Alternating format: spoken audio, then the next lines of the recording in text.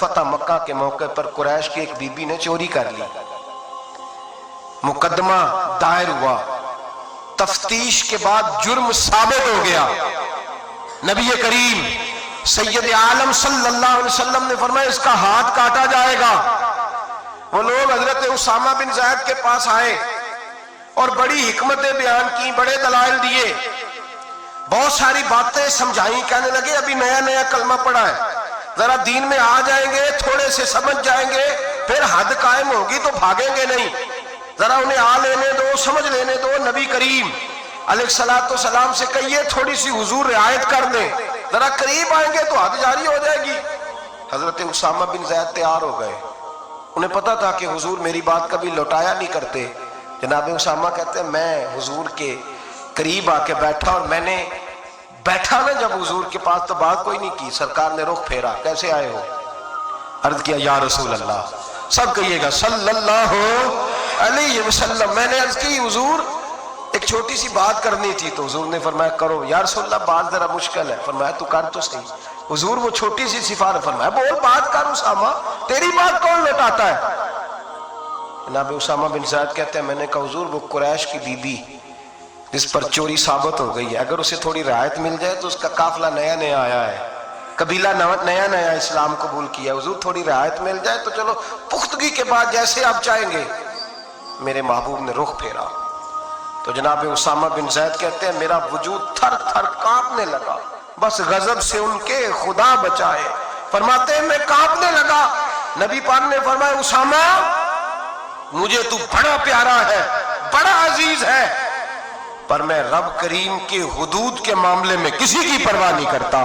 جہاں تلک حدود اللہ، یہ اللہ کی حدیں ہیں، اس معاملے میں میں کسی شخص کی رعایت نہیں کرتا۔ فرمایا تم سے پہلی قومیں تباہ اس لیے ہوئی کہ غریب جرم کرتے تھے تو سزا ملتی تھی، امیر جرم کرتے تھے تو چھوڑ دیے جاتے تھے۔ فرمایا خبردار تم نے جرأت کیسے کی اس معاملے میں سفارش کرنے کی؟ اسامہ کہتے ہیں میں ہانپتا کانپتا لرزتا مسجد سے چلا گیا۔ صبح کی بات تھی، جمعے کا خطبہ شروع ہوا، مدینے والے محبوب منبر پہ بیٹھے، جناب اسامہ فرماتے ہیں میرا وجود تھر تھر کانپ رہا تھا، میرے محبوب کے جملے۔ حضور نے بات کہاں سے شروع کی؟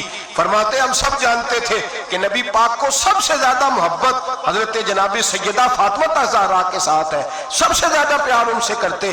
جتنی دفعہ جناب فاطمہ آتی کھڑے ہو کے استقبال ہوتا، اور فرمایا فاطمہ تو بدعۃ منی، یہ تو میرے وجود کا حصہ ہے، یہ تو میرے جگر کا ٹکڑا ہے۔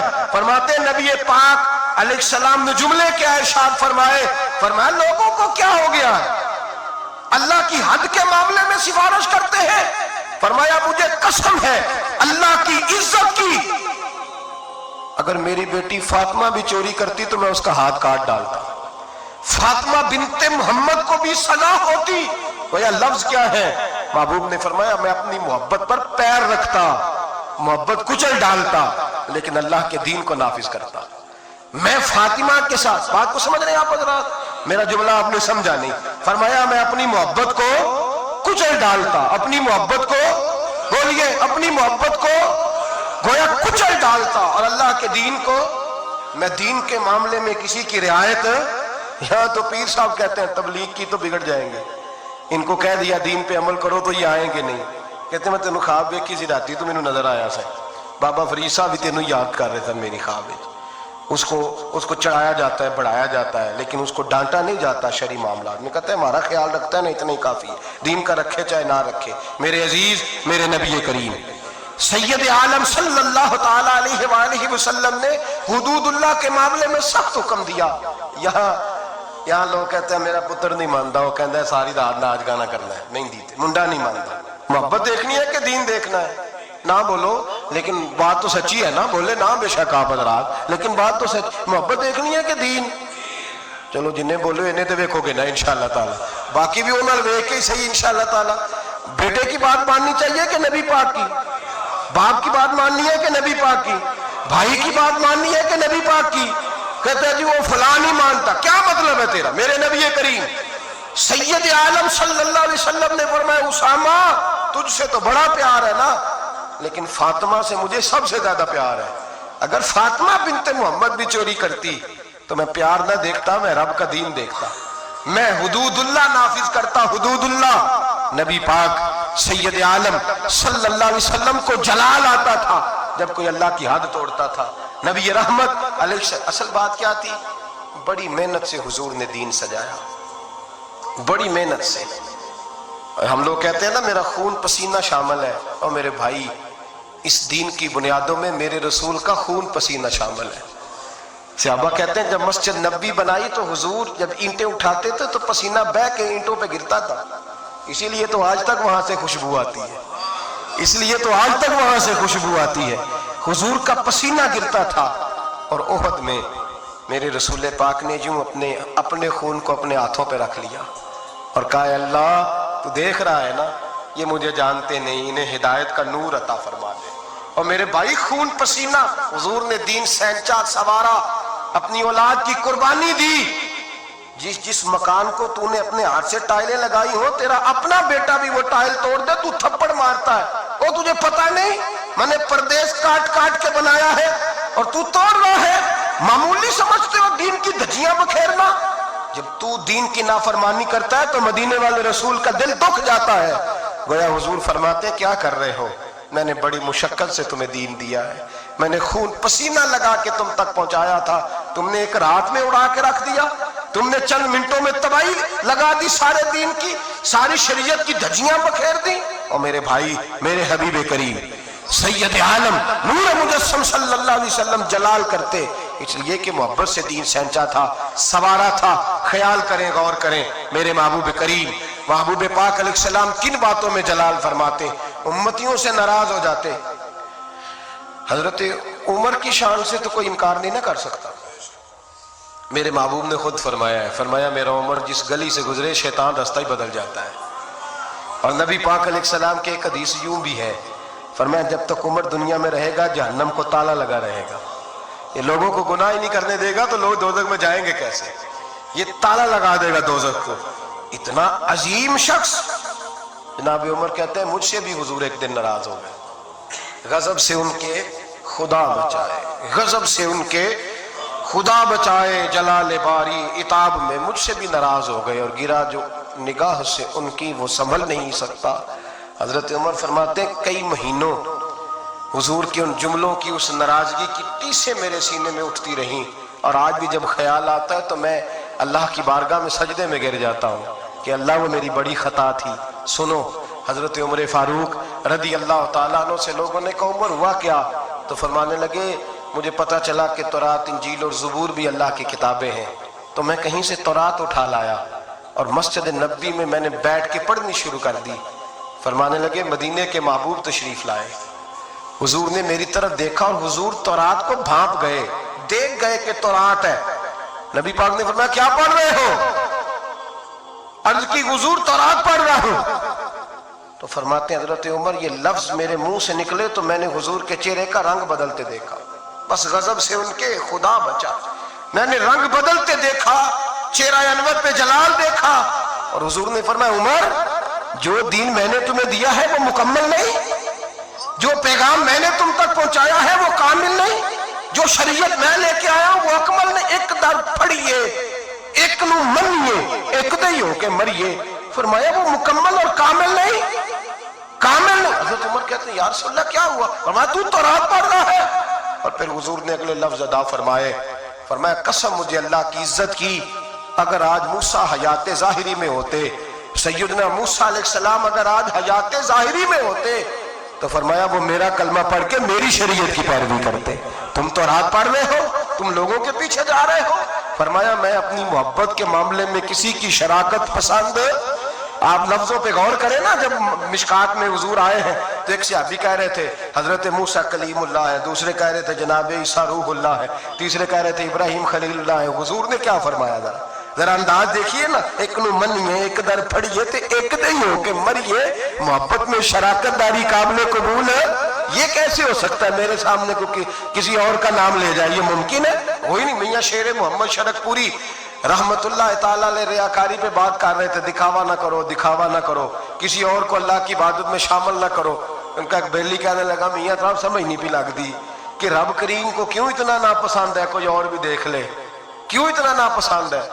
تو بندہ سادہ تھا, اس کو قرآن مجید کی آیات کی اور احادیث کے دلائل کی سمجھ نہیں آ رہی تھی، زیادہ ہی کمزور تھا، زیادہ ہی سادہ تھا، دیہاتی تھا. تو میاں صاحب کہنے لگے اور نہیں اللہ کی عبادت میں کسی اور. کہنے لگا بڑا حوصلہ ہوتا ہے بندوں کا، بندے 2-3 لوگوں کو برداشت، اللہ کیوں ریاکاری کیا مطلب. تو میاں صاحب نے اس کو سمجھانے کے لیے مثال دی، سمجھانے کے لیے بلا مثال ہو بلا تشبیہ، صرف سمجھانے کے لیے. میاں صاحب فرمانے لگے آج گھر جانا اور اپنی بیوی سے کہنا تیرے سامنے کسی غیر کا نام لے. انہوں نے کہا حضور وہ دی میں زبان نہ کٹ دیا گا، پھر رہنا سو میرے گھر ہی رہنا سو نہ لے کے. تو آپ فرمانے لگے تیرا تو حوصلہ ایک دوسرے بندے کا نام کا نہیں ہے، حالانکہ تو اس کا مالک تو نہیں، صرف اس کا خاوند ہے، اور اب تو تیرا مالک ہے، اللہ مالک ہے. اس کے سامنے تو شراکت داری کرے. میرے حبیب پاک علیہ السلام نے محبت میں شراکت داری کو پسند.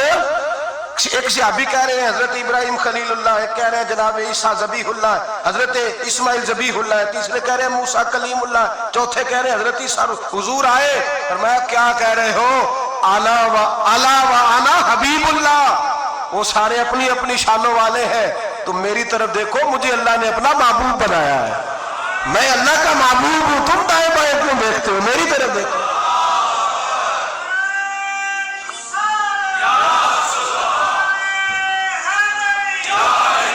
حضرت سیدنا عمر فاروق کو نبی پاک علیہ السلام نے فرمایا عمر اگر حضرت موسیٰ حیات ظاہر میں ہوتے تو میرا کلمہ پڑھتے.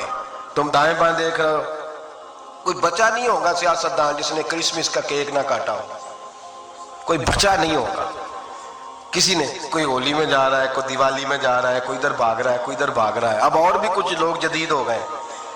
عرب کی زمین پہ مندر بنانے کی اجازت مل گئی ہے جی، سیانے ہو گئے.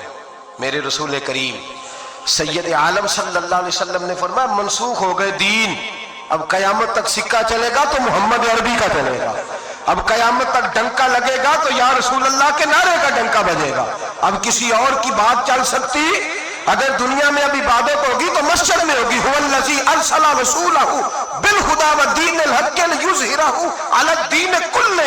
اب میرا دین غالب ہوگا، یہ تمام دینوں پر چھا کر کے وقت گزارے گا. حضرت عمر فاروق رضی اللہ تعالیٰ عنہ مدینے کی گلی سے گزرے، امیر المومنین ہے، مدینے کی گلی سے گزر رہے ہیں.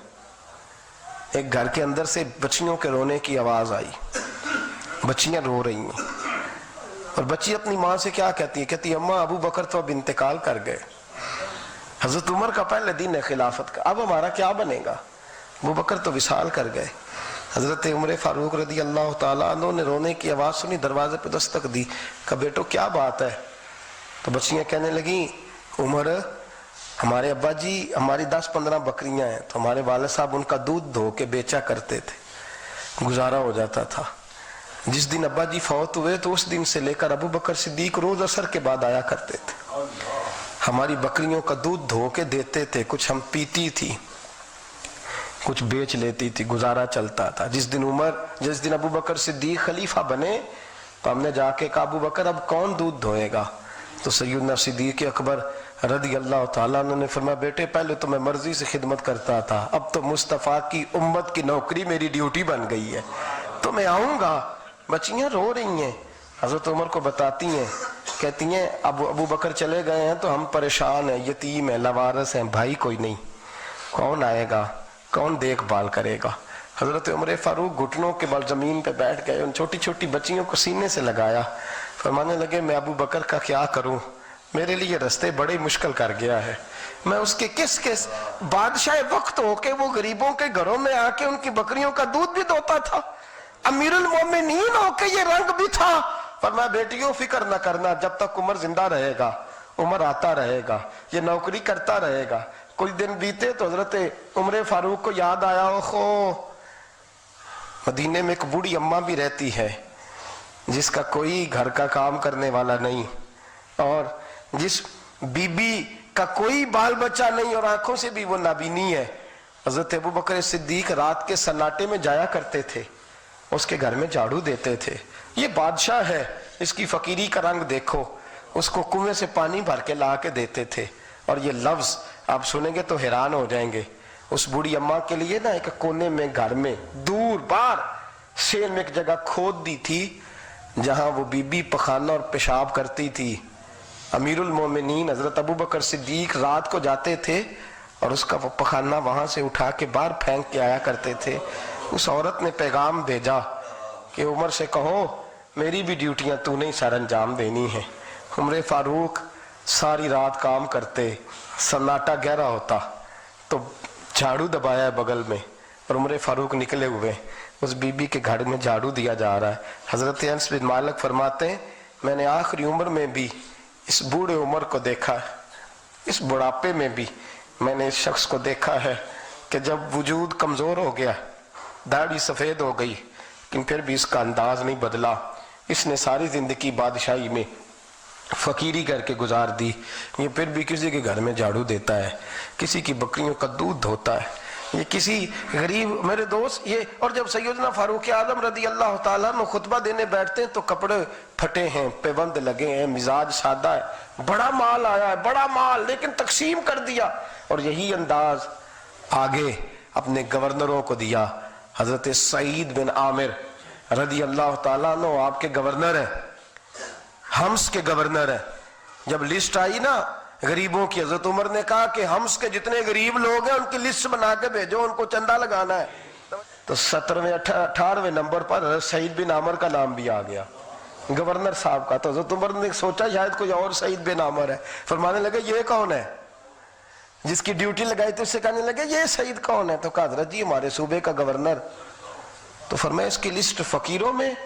فرمانے لگے پتہ نہیں آپ نے کیا رنگ بھر کے بھیجا ہے، مہینہ مہینہ یہ شخص درختوں کے پتے کھا کے گزارا کر دیتا ہے۔ یہ میں فرشتوں کی کہانیاں نہیں سنا رہا آپ کو، میں آپ کو جنات کی یا عالم بالا کی باتیں نہیں، اس دھرتی پہ بسنے والے، اس دھرتی پہ وقت گزارنے والے میرے رسول پاک کے تیار کردہ ہیرو کی باتیں عرض کر رہا ہوں۔ حضرت عمر گئے ایک دفعہ، کہا مجھے بتاؤ تمہارا گورنر کیسا ہے؟ تو حمص کے لوگ کہنے لگے ہمیں اپنے گورنر سے 4 شکایتیں۔ کون کون سی؟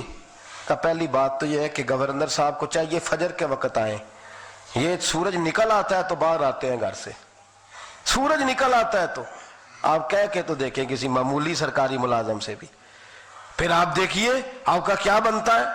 کہا یہ سورج نکلتے وقت آتے ہیں۔ دوسری شکایت یہ ہے کہ دن کو ملتے ہیں رات کو نہیں ملتے۔ تیسری شکایت یہ ہے کہ مہینے میں ایک دن ملتے ہی نہیں گورنر صاحب۔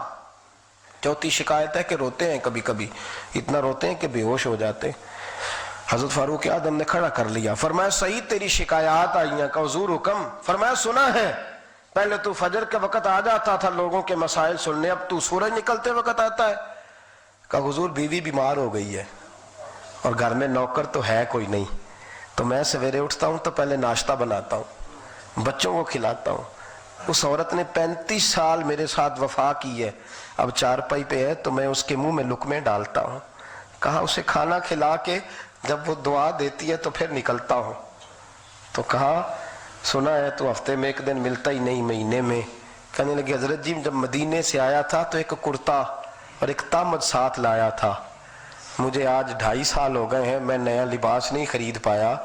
میں نے عرض کی میں اس دھرتی پہ بسنے والے لوگوں کی داستان سنا رہا ہوں۔ کہا میں اپنی تامد دھو کر خشک ہونے کو ڈال دیتا ہوں، اسے آدھا دن لگ جاتا ہے، خشک ہوتی ہے تو تامد پہن کے قمیض دھو لیتا ہوں اور پھر قمیض ڈال دیتا ہوں۔ حضرت جی سارا دن بیت جاتا ہے تو باہر نہیں آ پاتا۔ حضرت عمر فاروق کی گردن جھک گئی۔ کہا سنا ہے تو رات کو ملتا ہی نہیں، یہ لفظ کہے تو حضرت سعید بن عامر کہنے لگے یہ میرا راز تھا، آپ میرے امیر نہ ہوتے تو کبھی فاش نہ کرتا، دن میں نے بندوں کے لیے رکھا ہے، رات اپنے رب کے لیے رکھی ہوئی ہے۔ میں رات کی تنہائیوں میں اپنے کریم کی بارگاہ میں جاتا ہوں اور میں سارے دن کے گناہوں کی معافی مانگتا ہوں، میں اپنی غلطیوں کی تلافی کا سوال کرتا ہوں، اس کے حضور جاتا ہوں، اسے دکھڑے سناتا ہوں، رات میری اس کے لیے بیت جاتی ہے۔ حضرت عمر کی اور گردن جھک گئی۔ فرمایا یہ بتا کہ تو ملتا ہی نہیں، کبھی کبھی تو روتا ہے اور بے ہوش ہو جاتا ہے۔ کہ حضرت جی 40 سال کی عمر میں کلمہ پڑھا ہے، جب 40 سال کے پچھلے گناہ یاد آتے ہیں تو کہا پھر میں ضبط نہیں کر پاتا، وہ خطائیں، وہ پاپ، وہ جرم، وہ خطائیں جب سوچتا ہوں نا کہ رب کھڑا کر کے پوچھے گا بتا یہ جرم کیوں کیا، تو وہ احساس مجھے پریشان کر دیتا ہے۔ حضرت جی میں پھر برداشت نہیں کر پاتا، پھر میں تڑپ اٹھتا ہوں، میری یہ کوتاہیاں ہیں، بتائیے کیا کہتے ہیں؟ حضرت فاروق اعظم نے گردن اٹھائی تو آنکھوں میں آنسو تھے، کہنے لگے یا اللہ مجھے اس جیسے کچھ اور گورنر بھی عطا فرما، یا اللہ اس جیسے کچھ اور گورنر بھی۔ عزیزو اپنا حال کیا ہے؟ ملک شام جب فتح ہوا تو حضرت سعد بن ابی وقاص رضی اللہ تعالیٰ عنہ کہتے ہیں کہ کچھ لوگ مجھے کہنے لگے کہ ہم آپ سے معاملات طے نہیں کریں گے، ہم جزیہ دیں گے، ٹیکس دیں گے، اسلامی حکومت کے زیر اثر آئیں گے، لیکن آپ سے معاملات طے نہیں کریں گے، اپنے امیر کو بلائیے۔ تو حضرت سیدنا سعد بن ابی وقاص کہتے ہیں میں نے خط لکھا، فرماتے خط لکھا حضرت عمر کو، میں نے کہا جناب آئیے، جواب میں حضرت عمر نے خط میں جواب لکھا کہ فلاں دن فلاں تاریخ فلاں وقت میں ملک کے شام پہنچ جاؤں گا۔ حضرت سیدنا عمر چلے گھر سے، ایک غلام، ایک گھوڑا، ایک نیزہ۔ حضرت فاروق اعظم نے کچھ کھجوریں، خشک کھجوریں، کچھ سرکہ باندھ کے رکھ لیا رستے میں کھانے کو۔ یہ بادشاہی میں فقیری ہو رہی ہے، لاکھوں مربع میل کا حکمران ہے، کروڑوں اربوں روپے پاس پڑے ہوئے، وہ ساری چیزیں رکھ لیں اور سیدنا عمر فاروق رضی اللہ تعالیٰ عنہ چلنے لگے۔ اب غلام سے کہنے لگے بھئی میرا گھوڑا ذرا ماڑا ہے، کمزور ہے، طے کر لیں اتنے میل تو گھوڑے پہ بیٹھے گا میں پیدل چلوں گا، پھر اتنے میل میں گھوڑے پہ بیٹھوں گا تو پیدل چلے گا۔ ملک شام پہنچنے کا وقت آ گیا، جب وقت آیا تو پیدل چلنے کی سواری حضرت عمر کی تھی، ان کی باری تھی پیدل چلنے کی، اور سواری پر سوار ہونے کی باری غلام کی تھی۔ توجہ، یہ لوگ رشتے کرتے ہیں نا تو کرائے کی کار لے کے چلے جاتے ہیں، بعد میں وہ پوچھتے ہیں کہ تسی تے کار تے آئے سو۔ ہم اپنے آپ کو بنانے کے لیے جھوٹی انعام بھی خریدنی پڑے تو خریدنے سے ہم پرہیز، ہم جو بتاتے ہیں وہ ہم ہوتے نہیں، اور جو ہم ہوتے ہیں وہ ہم بتاتے۔ حضرت سیدنا عمر فاروق رضی اللہ تعالیٰ عنہ سواری پہ غلام ہے، خود پیدل ہے، اور حال کیا ہے؟ بارش ہوئی تھی تو کچھ پانی کھڑا تھا، چھوٹے چھوٹے جوہڑوں میں چھوٹے چھوٹے تالاب بنے ہوئے تھے، پانی کھڑا تھا، تو حضرت عمر فاروق رضی اللہ تعالیٰ چمڑے کے جوتے پہنے، وہ جوتے دونوں اتار کے تو بغل میں دبا لیے۔ حضرت سعد بن ابی وقاص فرماتے ہیں اسی بغل میں نیزہ رکھ لیا اور تامت تھوڑا اونچا کر لیا کہ پانی سے چلنا ہے، اور غلام کو گھوڑے پہ بٹھایا ہے اور گھوڑے کی لگام پکڑی ہے تو یوں پیچھے رکھی ہوئی ہے، اور حضرت سیدنا فاروق اعظم رضی اللہ تعالیٰ عنہ آ رہے ہیں۔ غلام کہنے لگا حضور لوگ دیکھ رہے ہیں، مہربانی کریں بیٹھ جائیں۔ فرمانے لگے نہیں باری تیری ہے، تو ہی بیٹھے گا۔ اس نے کہا حضور نہیں وہ تو ٹھیک ہے، کوئی باری فرض تو نہیں نہ ہو گئی، آپ مہربانی کریں آپ آ جائیں، ذرا لوگ آ رہے ہیں۔ فرمایا تمہیں کہا نا، غلام کہتا میں نے تیسری دفعہ کہا تو حضرت عمر نے جلال سے دیکھا، اور جناب عمر کا جلال تو زمین کانپنے لگ جاتی تھی۔ کہتے ہیں کہا حضور آپ آ جائیں، تو کہتے تجھے کہا ہے نا چپ کر کے بیٹھا رہے، کہتے ہیں میں گھوڑے پہ ہی کانپنے لگا۔ غلام اب حضرت سعد بن ابی وقاص کہتے ہیں سورج غروب ہو رہا تھا، شعائیں پانی میں پڑ رہی تھیں، حضرت عمر پانی سے، میں نے غور سے دیکھا تو دوڑا گیا، جا کے نا بچے نہیں مشورہ دیتے ابا جی کو، ابا جی انج نہیں کریدا دور بدل گیا جے، کہتے میں دوڑا گیا اور جا کر کے حضرت سیدنا عمر فاروق کو کہا حضور مہربانی کریں، ٹھیک ہے آپ کی درویشی سے کون آگاہ نہیں، وزیر کھڑے ہیں، سفیر کھڑے ہیں، بڑے بڑے عمراء، بڑے بڑے ملکوں کے حکمران ہیں، آپ مہربانی کریں یہ تامت ذرا نیچا کریں، اور جوتا پہن لے، اگر خراب ہو گیا تو اللہ نیا بھی دے دے گا، اور مہربانی کریں ذرا غلام کو کہیں نیچے آ جائے۔ حضرت عمر کہنے لگے تمہیں کیا تکلیف ہے؟ کہا حضرت جی وہ وزیر مشیر کھڑے ہیں، یہودی ہیں، عیسائی ہیں، نجرانی ہیں، وہ بڑے بڑے مذاہب کے اور بڑے بڑے ملکوں کے ہیں، آپ کا بڑا نام سنا ہے۔ حضرت سیدنا سعد بن ابی وقاص فرماتے ہیں میرے ساتھ اتنا ترش رویہ حضرت عمر کا پہلے کبھی نہیں ہوا، کہتے ہیں ماتھے پہ شکن آیا اور کہنے لگے تجھے تیری مار ہوئے، ان 4 لوگوں کے لیے میں اپنے نبی کا طریقہ چھوڑ دوں، ان 4 دنیا داروں کے لیے نبی پاک کا طریقہ چھوڑ دوں؟ فرمانے لگے سر سے پگڑی اتاری حضرت عمر نے جلال میں، فرمانے لگے میرے سر پہ جو بال ہے نا یہ مجھے کسی دنیا دار نے نہیں دیے، یہ ساری عزتیں مجھے آمنہ کے لال نے عطا فرمائی ہے، اور میں ان محبوب کا طریقہ ان 4 لوگوں کی خاطر چھوڑ دوں؟ فرمایا قرآن کہتا ہے ان اللہ یامر بالعدل والاحسان، جب میں نے خود عدل کا تقاضا یہ رکھا ہے کہ کبھی وہ بیٹھے گا کبھی میں بیٹھوں گا، باری اس کی ہے تو میں کیسے بیٹھ جاؤں؟ حضرت سعد بن ابی وقاص فرماتے ہیں اسی درویشی میں سلام اس پر کہ جس نے بادشاہی میں فقیری کی، کہتے ہیں اسی درویشی میں حضرت عمر پہنچے، تو جو پہلے ڈرا کرتے تھے جب حضرت عمر آئے تو انہیں کامتے بھی دیکھا، روب اور بڑھ گیا، ان کے دلوں کے اندر حضرت عمر کا دبدبا اور بڑھ گیا، اور میرے کانوں میں کہنے لگے سعد پہلے سنا تھا لیکن دنیا سچی کہتی ہے، جو حال محمد اور محمد کے غلاموں کا ہے صلی اللہ علیہ، وہ دنیا میں دوسرا کوئی حاصل کر سکتا؟ آج ہمارے پروٹوکول، ہمارے دبدبے، ہماری انا پرستیاں، ہمارے دعوے، ہمارے طریقے، میرے عزیزوں لوگ ہمیں آ کے مثال دیتے ہیں، کہتے ہیں یورپ کی فلاں گلی میں یہ ہوتا ہے، میں نے کہا وہ گرد راہ کو نہیں پہنچ سکتے، یہ ساری چیزوں تو میرے مصطفیٰ کے غلاموں سے حاصل کی ہیں، لوگ ہم نے چھوڑ دی، غیروں نے اپنا لی۔ خدا را اپنی زندگی میں تبدیلی لائیں، درویشی، سادگی، بے تکلفی، یہ زندگی حسین ہوتی ہے، یہ زندگی سکون والی ہوتی ہے، یہ زندگی اچھی ہوتی ہے، یہ فرحت اور تازگی والی ہوتی ہے۔ اپنے آپ کو ان تکلیفوں اور آلائشوں میں مبتلا نہ کریں۔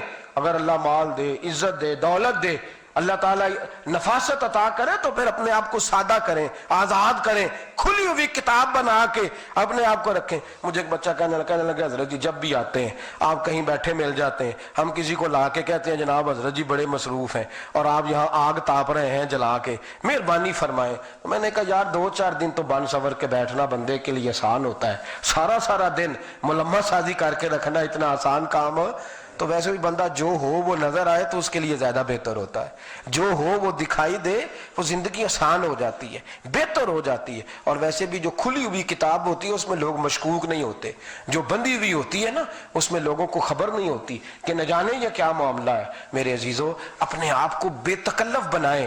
بے تکلف سے مراد یہ نہیں کہ جیسے بے تکلفی ہم نے ایک غلط چیز کا نام بے تکلفی رکھ دیا ہے کہ جو آدمی بات پہ ٹھٹھا کرے، بات میں مذاق کرے، وہ بے تکلف ہوتا ہے۔ یہ تو بے تکلفی اسلام اس کو پسند ہی نہیں۔ بے تکلفی سے مراد یہ ہے کہ جھوٹی انا نہیں بنائے، جھوٹے معاملات اپنے گرد نہیں اوڑے۔ اپنی اگر اللہ آپ کو بہت زیادہ مال و دولت دیتا ہے تو جتنا وہ مولانا رومی کہتے ہیں جتنا ٹہنی پہ پھل زیادہ لگتا ہے نا اتنی وہ ٹہنی جھک جاتی ہے، جو اکڑی ہوتی ہے سمجھو وہ خالی ہوتی ہے۔ اگر آپ پھلدار ہیں تو پھر آپ کو جھکے، پھر آپ کو با اخلاق ہونا چاہیے، با مروت ہونا چاہیے، پیار والا ہونا چاہیے۔ زندگی میں اس چیز کو ضرور اپنائیے۔ بڑے لوگ وہی ہوتے ہیں جن کا کردار بڑا ہوتا ہے، بڑے وہی ہوتے ہیں جن کی بات بڑی ہوتی ہے، کوئی باتوں سے اور پروٹوکول سے کبھی بڑا نہیں ہوتا۔ اللہ تعالیٰ نے قرآن مجید کے اندر نبی پاک صلی اللہ تعالیٰ علیہ وسلم کی عظمتیں بیان کرتے ہوئے ارشاد فرمایا ہے کہ ہم نے نہ اپنے محبوب علیہ السلام کو داعیے اللہ بنا کے بھیجا ہے۔ فرمایا وَدَاعِيًا إِلَى اللَّهِ بِإِذْنِهِ، اے محبوب ہم نے آپ کو نہ اللہ کی جانب دعوت دینے والا بنا کے بھیجا ہے، بِإِذْنِهِ اللہ کے حکم کے ساتھ، وَسِرَاجًا مُنِيرًا اور آپ کو چمکتا ہوا آفتاب بنا کے بھیجا ہے۔ نبی پاک صلی اللہ تعالیٰ علیہ وسلم نے نہ لوگوں کو اللہ کی جانب دعوت دی۔ نبی پاک علیہ السلام کا جو انقلاب ہے نا وہ نظریاتی اور فکری انقلاب ہے۔ ذہن سازی کرنا کسی کی، اس شخص کی ذہنی سطح اس طرح کی بنا دینا کہ وہ خالصتاً اپنے آپ کو اپنے اللہ اور اس کے رسول کے حوالے کر دے۔ یہ جتنے ہمارے صوفیاء تھے نا، بزرگان دین تھے جن کے ہم عرس مناتے ہیں، یہ ہمیں نظریاتی بناتے تھے۔ جو فکری کمزوریاں ہماری طبیعتوں میں پیدا ہوتی تھیں ان کمزوریوں کو یہ دور کرتے تھے اور ہمیں صاف ستھرے نظریات صرف تقریر کے طور پر ہی نہیں اپنے عمل کے ساتھ بھی ہمیں تبلیغ کرتے تھے اور ہمیں یہ فکری بناتے تھے، نظریاتی۔ ایک نظریہ یہ ہے دنیا کے اندر پایا جاتا کہ جناب کھا لو پی لو موج کر لو، تھوڑی سی زندگی ہے اور مر جانا ہے، پتہ نہیں کیا ہوگا، جلدی سے جو تمہارے پاس ہے نا اس کو استعمال کرو، اچھے اچھے کھانے کھاؤ، اچھی اچھی گاڑیوں میں بیٹھو، اچھے اچھے بنگلوں میں وقت۔ یہ بھی ایک نظریہ ہے۔ ایک نظریہ یہ ہے اور اس پر بہت سارے لوگ ہیں۔ پہلے اتنی گاڑیاں نہیں روڈ پہ ہوتی تھیں، اب یہ نظریہ فروغ پایا ہے تو گاڑیاں ہی گاڑیاں ہو گئیں۔ اور اس نظریے کی تیزی کا یہ عالم ہے کہ پرانی گاڑیاں کم ہیں. ایک تو ہے نا ضرورت کے لیے گاڑی ہو، وہ تو منع نہیں ہے، لیکن آپ دیکھیں گے کہ پرانی چیزیں کم ہیں، نئی زیادہ ہیں. کیوں؟ اس لیے کہ وہ نظریہ ہے نا کھاؤ پیو موج کرو. آپ یہ دیکھیں کہ پرانا موبائل آپ کو مل جائے گا، جو نیا آتا ہے وہ شارٹ ہو جاتا ہے. چاہیے تو یہ نہ کہ غربت ہے جی، پریشانی ہے، ملک کے اندر آزمائش ہے، لیکن نیا کیوں شارٹ ہو جاتا ہے؟ کہ شوق ہے، کھاؤ پیو موج کرو، نئی سے نئی چیز.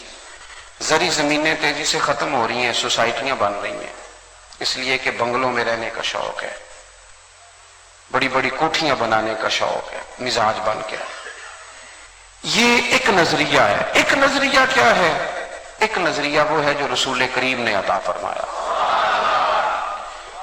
اور وہی نظریہ پھر ہمارے بزرگان دین نے، صوفیاء نے عملاً ہمارے سامنے رکھا. وہ نظریہ کیا ہے؟ وہ نظریہ یہ ہے کہ تم دنیا میں مسافر بن کے آئے ہو، تم نے یہاں وقت مسافروں کی طرح گزارنا ہے. کن فی الدنیا کانک غریب و عابر سبیل او کما قال صلی اللہ تعالی علیہ وسلم. مسافر اور راہگیر کی طرح تم نے وقت گزارنا ہے. تم نے بڑی بڑی بلڈنگیں، بڑی بڑی عمارتیں جائز پیسوں کی ہوں تو جائز ہیں، حرام نہیں، لیکن حضور کی پسند کیا ہے؟ پسند کیا ہے؟ ایک ہوتا ہے کسی چیز کا جائز ہونا، اور ایک ہوتا ہے اللہ رسول کی پسند ہونا. اس طرح طلاق دینا جائز تو ہے پر اللہ رسول کو پسند نہیں.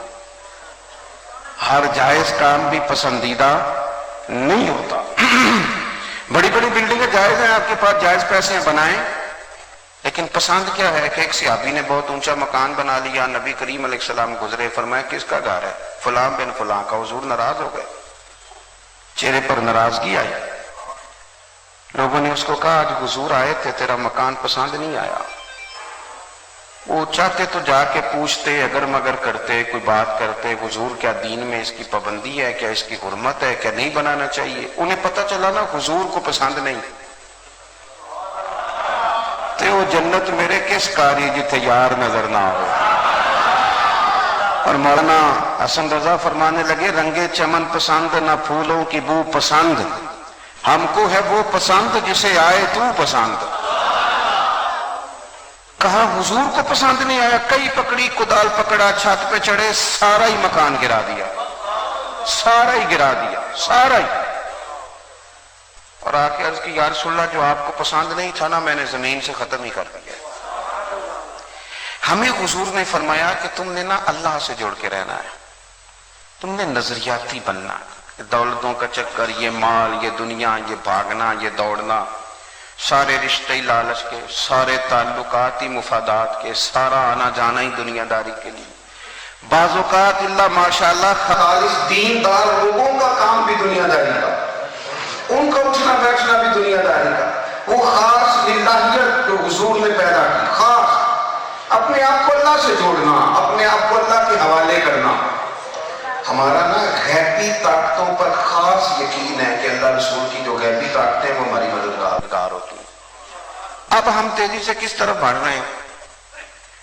اب ہمارا بھی دولت پر، تعلقات پر، ہم سے کو پوچھتا ہے فلانا مسئلہ کیسے حل کرنا ہے، تو ہم کہتے ہیں بڑے تعلقات ہیں، میں نے ایک فون کرنا ہے، کام ہو جانا. فلانے کو کہنا ہے بھائی، وہ تو اقبال کہتے ہیں کہ کافر ہے کہ شمشیر پہ کرتا ہے بھروسہ، مومن تو بے تیغ بھی لڑتا ہے سپاہی. وہ تو بغیر تلواروں کو بھی میدان میں اترتا ہے کیونکہ مومن ہے. آپ دیکھیے نا، یہ نظریہ ہے بدر کے اندر. 1000 کا لشکر لے کے کافر آ گئے، ایک ایک بندے کے پاس 3 قسم کا اسلحہ، تلوار بھی ہے، نیزہ بھی ہے، تیر بھی ہے، سارا کچھ ہے. اور ان کا اٹھنا بیٹھنا اور کھانا پینا اس قسم کا ہے کہ وہ ایک اونٹ ذبح کرتے، اس کا گوشت بناتے، معاذ اللہ شراب کباب ہوتی، اسے بھونتے اور کھاتے. یہ ان کا نظریہ. ادھر کیا ہے؟ 6 زرہیں 8 تلواریں، ایک سواری 3 سوار. رات کس طرح گزری کہ حضور نے ساری رات مسلح پہ گزار دی، ساری رات رو کے اللہ کو منایا. صبح میدان میں لوگ نکلے، ایک طرف تلواریں لڑ رہی تھی، نیزے لڑ رہے تھے، تیر لڑ رہے تھے، اور دوسری طرف نظریہ لڑ رہا تھا. یہ مسلمان ہیں جن کو رب کریم نے فرمایا وَلَقَدْ نَصَرَكُمُ اللَّهُ بِبَدْرٍ وَأَنْتُمْ أَذِلَّةٌ. تم تو کمزور تھے بدر میں، وہ تو رب نے تمہاری مدد کی. اب نظریہ جیت گیا اور تلواریں ہار گئیں، نظریہ جیت گیا اور نیزے ہار گئے، نظریہ جیت گیا اور جو تیر تھے وہ ہار گئے، دنیاوی طور پر جو چیزیں تھی وہ ہار گئیں. ہمیں نہ ہمارے صوفیاء نے نظریاتی بنایا، نظریاتی. میں کیا کروں؟ اب صوفیاء کے آستانوں پہ لوگوں نے ٹائم رکھا ہوا ہے کہ سویرے 9 بجے سے لے کر 10 بجے تک تعویذ تمہیں ملیں گے، اور سب سے پہلے آنے والے کو اللہ ماشاءاللہ وہ سجادہ نشین بتائے گا کہ تینوں کسے کچھ کیتا ہے. وہ آپ نے تو پکا کرنا تھا، آپ نے تو اللہ کی ذات پر بھروسہ پکا کرنا تھا، اور آپ ان کو کچا کر رہے ہیں. آپ دیکھیں نا، صوفی کی صرف یہ ڈیوٹی نہیں کہ وہ بندہ بے اولاد آیا ہے تو اس کو وہ دعا کرے اور وہ صاحب اولاد ہو جائے. یہ دیکھیں میں کیا کہہ رہا ہوں، ادھر دیکھو میری طرف. صوفی کی صرف یہ ڈیوٹی نہیں، یہ کام بھی وہ کرے گا کہ کوئی بندہ پریشان آیا تو دعا کرے تاکہ اس کے دل کو اللہ سکون دے دے. لیکن صوفی کی اصل ڈیوٹی کیا ہے؟ آپ صوفیاء کی کتابیں پڑھیں. اہل طریقت کی اصل ذمہ داری یہ نہیں ہے کہ بے اولاد آیا تو دعا کر کے صاحب اولاد کر دیں، اور کوئی بندہ کاروبار نہیں ہے تو انہوں نے تعویذ دیا تو 4 کارخانے بن گئے. بلکہ صوفی کی تو اصل ڈیوٹی یہ تھی کہ کوئی بے اولاد آیا نا اور بے چین آیا ہے تو اسے کہہ دیں کہ میاں اگر رب راضی ہے نا کہ تیرے گھر میں اولاد نہ ہو تو بھی رب کی رضا پہ راضی ہو جا. وہ اسے اطمینان قلبی دیں، اسے اللہ کی رضا پر جینے کا سلیقہ دیں. ایک بندہ آیا، اس نے آ کے کہا میں غریب ہوں، مجبور ہوں، تنگ دست ہوں، شے کوئی نہیں گھر میں، کل سے کھانا نہیں کھایا. تو صوفی اسے یہ نہیں کہتا کہ یہ طویل لے جا اور دیکھ کیسے ذرا کاروبار چلتا ہے، بلکہ درویش تو اسے کہتا تجھے مبارک ہو، اگر تو ایک دن روٹی کھا کے ایک دن فاقہ کرتا ہے پھر تو مدینے والے محبوب کے طریقے پہ آ گیا. پھر تو وہ اقبال کہتے ہیں وہی ہے تیرے زمانے کا امام برحق جو تجھے حاضر و موجود سے بیزار کرے اور موت کی شکل میں دکھلا کے تجھے جلوہ یار، وہ زندگی تیرے لیے اور بھی دشوار کرے. تیرا تو مرنے کو جی چاہے کہ انعام آگے ملے.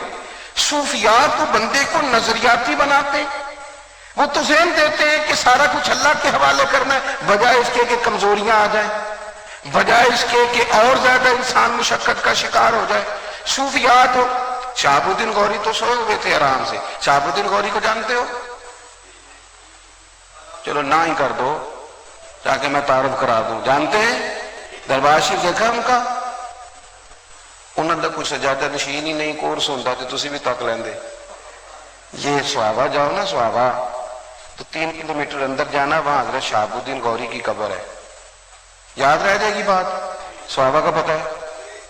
ایسے ایسے تو کرو یا ایسے ایسے کرو. یہ پنڈی سے تھوڑا پیچھے نا سوابا آتا ہے. میرا شوق ہے کہ آپ لوگ وہاں جائیں، آپ کو پتہ چلے کہ دربار صرف دربار صوفیاء ہی نہیں بناتے. یہ اس کا دربار بنوایا کس نے؟ ڈاکٹر عبد القدیر خان نے، اور انہوں نے میزائل کا نام بھی غوری انہی کے نام پہ رکھا ہے. بنایا ایٹمی سائنسدان نے، بنایا ایک مجاہد کا دربار، لیکن دربار پہ لوہے مزار پہ پہلا جملہ یہ لکھا ہے کہ یہ اس شخص کا دربار ہے جو خواجہ معین الدین چشتی اجمیری کا منظور نظر ہے. خواجہ صاحب نے آ کے کہا صاحب نے شہاب الدین غوری سے کہ آ کے ہندوستان پہ حملہ کر، اللہ تیری مدد کرے گا. وہ لوگ اسباق پڑھا رہے ہیں جہاد کے، لوگوں کو کہہ رہے ہیں اللہ مددگار ہے، نکلو. تو میرے عزیزوں صوفیاء سبق دیتے ہیں. صوفیاء لیکن ایک شعر بڑا، میں تو رو پڑا جب میں پہلی دفعہ گیا، پھر تو کئی دفعہ گیا. شہاب الدین غوری کی قبر پہ جو ایک شعر لکھا ہے نا وہ بڑا تلخ ہے، اور وہ ہمارا المیہ ہے. چونکہ ہم زندوں کی قدر کرنے والا مزاج نہیں رکھتے، زندوں میں ہمیں کمزوریاں نظر آنے لگ جاتی ہیں، خامیاں. اور ہمارے دور میں تو خوبی صرف اس بندے میں ہے جو ہماری بات مانے، جو نہ مانے. میں اپنے بارے میں دوستوں سے کئی دفعہ کہتا ہوں، میں کہتا ہوں جس کو ٹائم دے دوں اس کے لیے درویش ہوں، اور جس کو نہ دوں اس کے لیے متکبر ہوں. اللہ معاف کرو، اتنی سی بات ہے. جتنی بات آپ مانتے جائیں اتنے آپ ٹھیک ہیں. جہاں آپ اڑ جائیں وہاں آپ یا کوئی سی مجبوری کا اظہار کریں تو پھر آپ ٹھیک. یہ ہمارا مزاج ہے, اس طرح کا رویہ ہو جاتا ہے. شہاب الدین غوری کی قبر پہ کیا لکھا ہے؟ اللہ اکبر. ان کے لوح مزار پہ لکھا ہے اپنے بھی جس کو بھول گئے تھوڑی دیر میں. اوئے ہوئے, اپنے بھی جس کو بھول گئے تھوڑی دیر میں, وہ مرد درویش دفن ہے اس مٹی کے ڈھیر میں. بھلا دیا لوگوں نے اپنے بھی جس کو بھول. جہاں اب کوئی بلبل نہیں آتی گانا گائے, کوئی وہاں اب پروانہ نہیں آتا جو جہاں آ کے جلے, کوئی نہیں آتا. اپنے بھی جس کو بھول گئے تھوڑی دیر. میرے عزیزوں, صوفیاء سبق دیتے اللہ سے جڑنے کا. آپ دیکھو نا, نبی کریم صلی اللہ تعالی علیہ وسلم آرام فرما ہیں, سفر سے واپس تشریف لا رہے ہیں, صحابہ کرام علیہم رضوان بھی موجود تھے. تو کریم نے اس طرح کیا کہ اپنی تلوار مبارک درخت کی ٹہنی سے لٹکا دی. صحابہ تھوڑا ادبن سائیڈوں پہ ہو کے آرام فرما ہو گئے, حضور بھی لیٹ گئے. تلوار مبارک درخت کی ٹہنی سے لٹک رہی ہے, ایک شخص آ گیا, اس نے آ کے نا حضور کی تلوار کو اتارا اور تلوار حضور پر اس نے تان دی. اب میں تقریر کر رہا ہوں, آپ سن رہے ہیں, بات آسان ہے, لیکن اچانک نہ آپ اکیلے ہیں اور ایک بندہ آ کے پسٹل یہاں رکھ دے, نہیں چلے اس سے بھی آسان کرتے ہیں. چھت پہ کبھی رات کو بلی بھی ہو نا, اور صرف کمرے میں کوئی بچہ کوئی اٹھا کے کہہ دینا پتہ نہیں چھت پہ کیڑا ہے, تو پھر وہ بلڈ پریشر کبھی اوپر جاتا ہے کبھی نیچے آتا ہے. کئی دفعہ نمبر بندہ ملانا چاہتا ہے پر نمبر بھول جاتے ہیں, سمجھ ہی نہیں آتی کہ مطلب کون سا ڈائل کرنا ہے, کس کو کس وقت ملانا ہے. یہ ایک چیز ہے نا جی, چور آ گیا, خوف طاری ہوتا ہے, بندوق اور پسٹل, اور یہ میرا مطلب ہے خوف رکھتی ہیں چیزیں.